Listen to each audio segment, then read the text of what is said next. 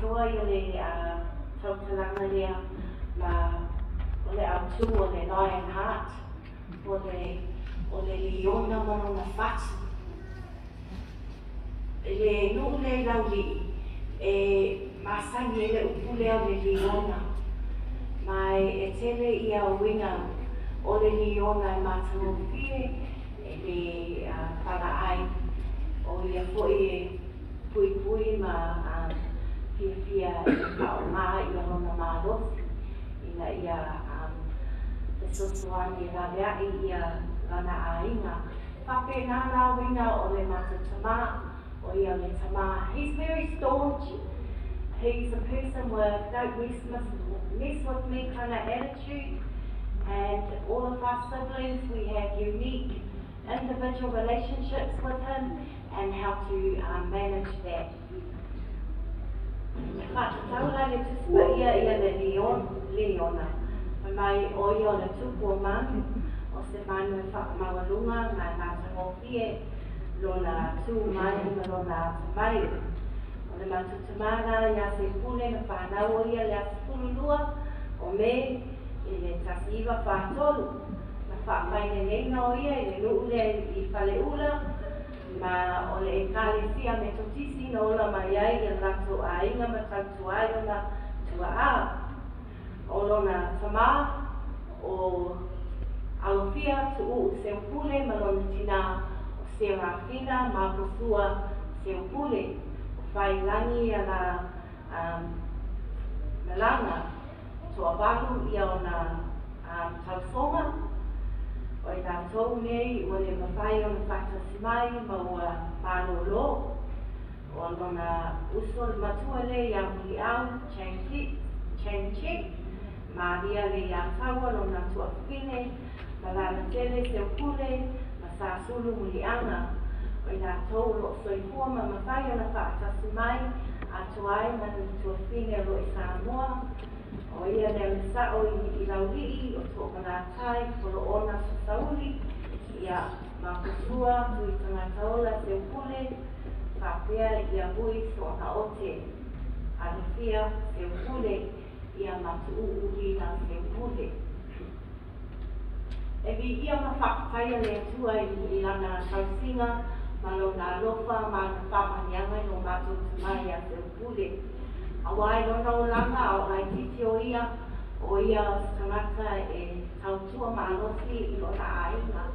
Pe ona whafonga i moni maua uso, matotua ngane e lei iai e se taini ngā o ngai uia. Ai peitai o le o lana tungala au ma lana whatuanga i lauri, lungan maunga i mātai, o i nāna poa i le matou aina, mai uai na tualima i alana whanau, ma sotanga, pa mai ai mātou i New Zealand. O le whatoanga ma ngā nuenga ia, o lima mātou tama, na mawhai e ona tui mā ua, ma le tuangane matua i a wite, i a ongane, i a lupaya, St. Peter's School. E o mai nā i le tauru o mai o mātou mātua, i a mātou i New Zealand, tele e ka lesia na whapea o na whaongaina ma plant, ma amataina le matutama, na awai o ia i Balmoral, whapea i a New Zealand, South Auckland, East Tamaki, Dora Creek, Minto Church, ia na whakasolo ia whapea nā, ia le au-aunanga le matutama, o ia o se tama o lo whai mai ia le maulea,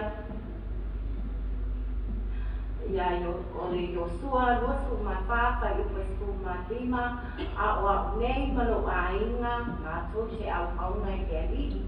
Ua lewa na whai e tautonga le nā mātou te whai le tua, ina i o whapea o le mātou au aunga i le tua, e tofu lawa i mātou ia malawhiwhiringa. Ua o mai nā le taimi le nei, e le nganu ai i a tina ma ngā tonga luenga, ma o te avea ia le wāmananga lea pa Samoa, pōpōng le loto i whale, o la Faamanuia le aru whale. You know why? Because mothers are the backbone of all families. Without a woman, I'm sorry to say, fathers and males and gentlemen, my sons, everyone here, without a woman, our families would not survive.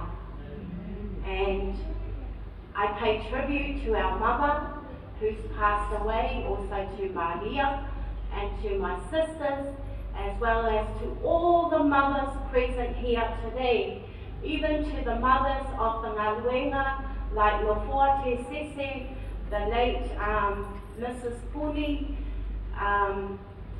Tele o Tinga le Ngaluenga Sapati na Pesosoani, ma Tausia I Leolanga, Tapua I o Mato Tama, Papia le Mato Tina. O le Ngaluenga foi Mato Tina, o Mawhai ai o Ngā Bea le Mato Tama, Takunga I o le Tama. Ua Mato Iai, ma Mawhai ai o Mato Poto, I lalo I le malu nei, ina ia vi ia le tua, ma whati no ina ia Ngaluenga le tua, Tama I mea ia e whati tua le Mato Tama, e loa a Mato ai, shame. Mawhalaru I alu suilo o funga e kai fia le tua I ngā koe ngā skei. A lesi lea Mato Tama, oka, o le ma eo ia o ana skei. Ese ia o ngā nagaranga. Fia tele na ia a mama ia o ngā a da ei o le whalisa na taine takua I ei o ia. O le atua, malana fionga e muni I ai o ia. O le si, ia tā ua muni nawa, ia e uini na le ia onga I le Mato Tama. Ai whai ia a o ngā mani mau, ia na Ngaluenga.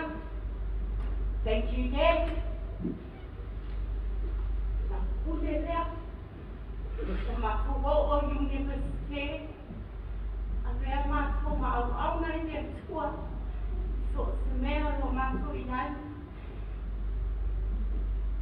Tu mau pēr o nā roka manonanga le lei a te oi, e moli ai ia le upu nea whai salamo tā vita, salamo vitus for my tasi whai upu e spūnu malivanu le tuani, awa nei tūlak po inga oi.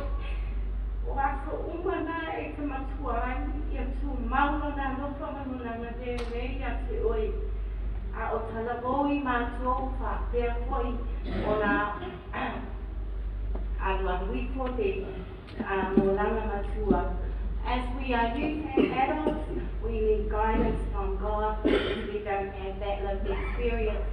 For our dad, who's now 80, when you feel pain and sore in your body, God will look after you as it is in Isaiah. Ia o le taimile nei, o le ala awina ai le tama, ina ia tuna I mai whaamole mo le awina o lau taulanga, mo le atu lau whakitai tato e ka mesia, mo le tō o msai whapea poi ia le apanoa whapitoa o tu ina mai a te mātou. E whai ai ia sina mo le mau kuku, au wā le mātou tana. Did our videos come up? Hey, Faamanuia Sauniga Nax. Assalamu alaikum. Peace to all. Brought here. Just want to take this time to wish you a happy 80th birthday. Praise God and give Him all the glory for blessing of that for 80 years.